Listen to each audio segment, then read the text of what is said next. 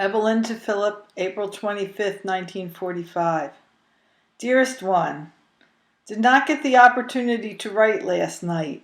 It was the first opportunity I had to read your 22-page manuscript to Mom, and when I finished it was 12 o'clock. My dad and I had to ride home via the L and bus last night and got home rather late. After a delicious dinner of chopped herring and blintzes, I brought Adele home and put her to bed. She had a slight fever most of the day, and it was gone this morning. I can scarcely wait until next week, so I'll not have to be bothered with the injections. Adele has lost her appetite and is losing weight too rapidly. She doesn't look well at all, and regardless of what the doctor may say, I quit after next Monday. I shall have to go back to him in a month for the Dick test to see whether or not Adele is immune. Once she is on her feet again and eating better, I shall make an appointment with Dr. Lefko. Adele doesn't need shoes immediately, but she will need them soon. I don't want to tire her out too much after the injections by dragging her all over town for shoes. I started on this at work and I'm continuing at home. There was no mail from you today, but there was a nice letter from Milt, dated April 20th with a snap enclosed. How's that for mail service? Imagine getting mail from the Pacific only 5 days old. This is it, the big day our beloved president couldn't live to see. It's a pity. Let us hope the conference turns out to be all that he would have wanted it to be. We've been having cool weather and have had to use the heat continually. It poured buckets all day today, regular April weather. Adele was fine this evening and had no fever at all. She ate next to nothing and is practically existing on a liquid diet. I had a busy day at work and the time flew quickly. Sometimes when I look at the calendar and see that May is almost here, it seems like a dream.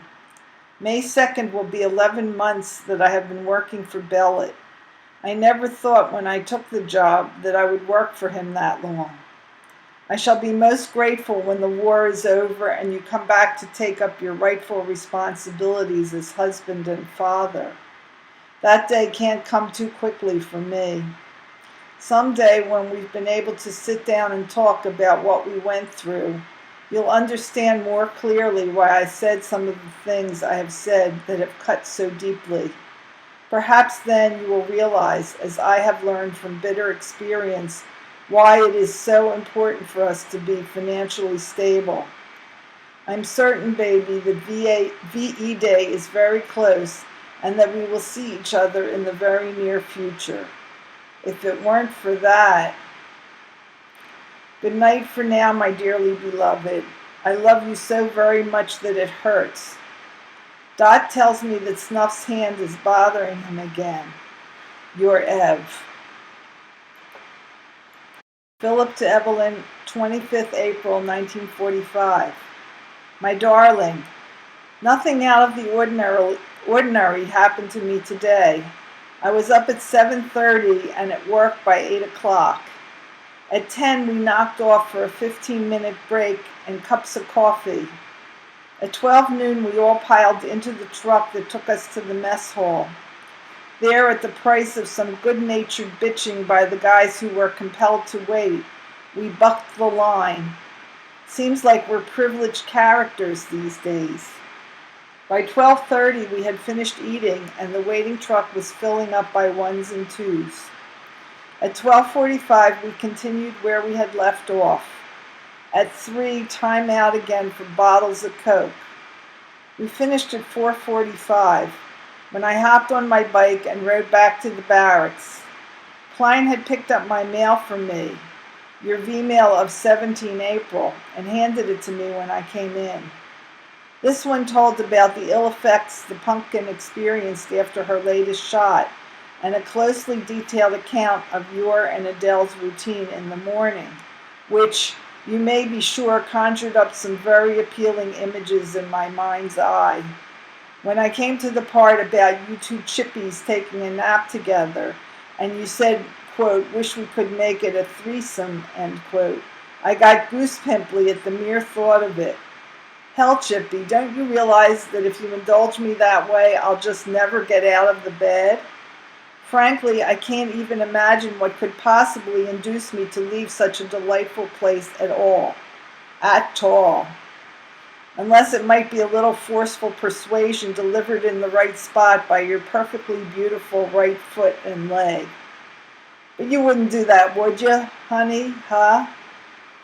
Now see what you went and done? You got me all excited, and I couldn't say anything rational now, even if I did have the space.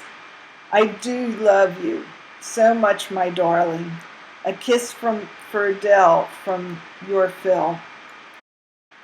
Milk Brown to Evelyn, April 25th, 1945. Dear Evelyn, just came back from the movies and don't feel sleepy yet, so I'm dropping you a few lines. I'm feeling fine and hope this letter finds you all the same. Today is the day for that Big 3 meeting on the West Coast, and also my birthday. So here's hoping we hear some good news from that meeting. Got my pictures back last night, so enclosed you will find same. Some of them did not turn out good, but the ones that did, I sure have a job dividing them out. Please excuse the pencil writing, as my pen is where I can't get to it for the present time. How's everyone getting along, and what's new? Evelyn, you know sometimes we don't get a chance to write as much as we like to, but I guess it just can't be helped. I'm sure you understand what I'm trying to say. I'll write you again the first chance I get. Give my regards to all. Sincerely, Milt.